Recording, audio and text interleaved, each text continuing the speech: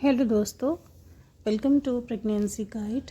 तो आशा करती हूँ कि आपकी गर्भावस्था काफ़ी अच्छी चल रही होगी और आपका बेबी दोनों ही हेल्दी होंगे। तो दोस्तों, आपके मन में जिज्ञासा तो ज़रूर होगी कि बेटा होगा या फिर बेटी होगी, क्योंकि हर महिला को होती है और फैमिली मेम्बर्स को भी होती है।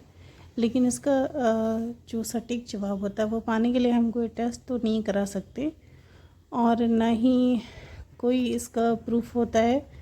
लेकिन फिर भी जो हमारी बुज़ुर्ग महिलाएं होती थी, दादी नानी, उनके ज़माने में जब कोई टेस्ट नहीं हुआ करते थे तो वो एक दूसरे के सिम्टम्स के आधार पे ही आइडिया लगाती थी और यकीन मानिए उनके जो आइडियाज़ होते थे वो 100% ही सही होते थे।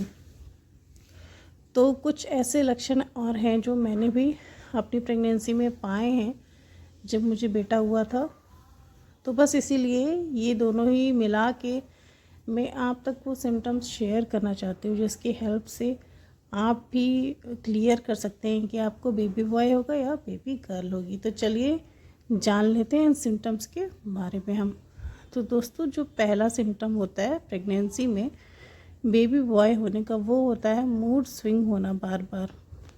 तो ये आपको पता होगा कि प्रेगनेंसी में तो बहुत सारे अक्सर जैसे हार्मोन्स चेंज होते हैं, तो उसकी वजह से जो मूड होता है उसके ऊपर काफ़ी इफ़ेक्ट आता है।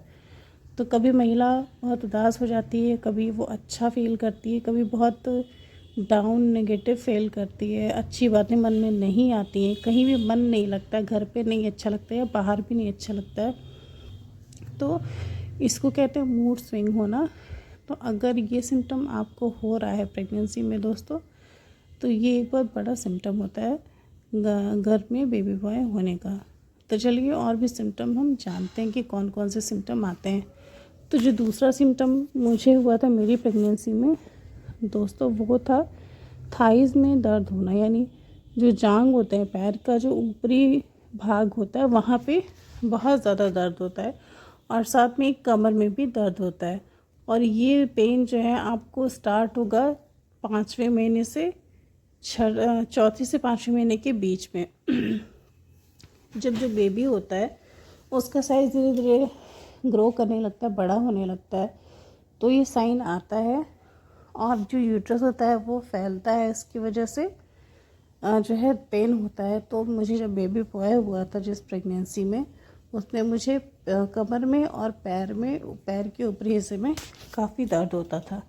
तो चलिए अब जानते हैं कि तीसरा सिम्टम क्या होता है। तो जो तीसरा सिम्टम होता है दोस्तों, वो होता है नाभि के पास बनने वाली लाइन। मेरी प्रेगनेंसी में मुझे नाभि के से लेकर नीचे बेली तक एक बहुत डार्क सीधी लाइन बनी थी और मुझे सारे कहते थे कि आपको बेबी बॉय ही होगा, क्योंकि ये सिम्टम होता है बेबी बॉय का। तो दोस्तों, और हुआ भी, मुझे लड़का ही हुआ। तो आपको भी अगर ये लाइन पेट पे बन रही है प्रेगनेंसी में, वो डार्क है, बिल्कुल सीधी है, तो आप समझ सकते हैं कि ये बेबी बॉय होने का सिम्टम है। तो चलिए नेक्स्ट सिम्टम के बारे में जानते हैं। तो दोस्तों, जो नेक्स्ट सिम्टम होता है वो है बच्चे की मूवमेंट। तो जब बेबी गर्ल होती है पेट में, तो जो मूवमेंट होती है बच्चे की वो अच्छी होती है, जल्दी जल्दी होती है। लेकिन ऐसा मैंने देखा अपनी प्रेगनेंसी में, जब बेबी बॉय होता है पेट में, तो बच्चे की जो मूवमेंट होती है वो बहुत ही धीरे होती है। नंबर ऑफ़ मूवमेंट्स 1 घंटे में काफ़ी कम होती हैं। तो ये अगर आपको भी हो रहा है ऐसा, तो होपफुली आपको बेबी बॉय हो। तो चलिए एक और सिम्टम के बारे में मैं आपको बताती हूँ, जो कि घर में बेटा होने का ही साइन होता है। तो दोस्तों, अगर गर्भावस्था में आपकी इच्छा होती है बाएं करवट सोने की, तो आपको बेबी गर्ल होगी, और अगर आपकी इच्छा होती है दाहिने करवट सोने की, तो आपको बेबी बॉय होगा।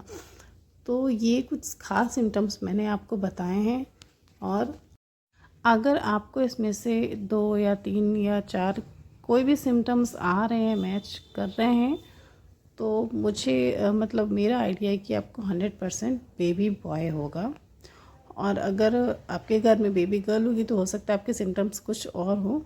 लेकिन अगर ये सारे सिम्टम्स आपको आ रहे हैं तो 100% चांस है कि आपको बेबी बॉय होगा। तो वीडियो दोस्तों अगर अच्छा लगा हो तो लाइक करके चैनल को सब्सक्राइब ज़रूर करिएगा।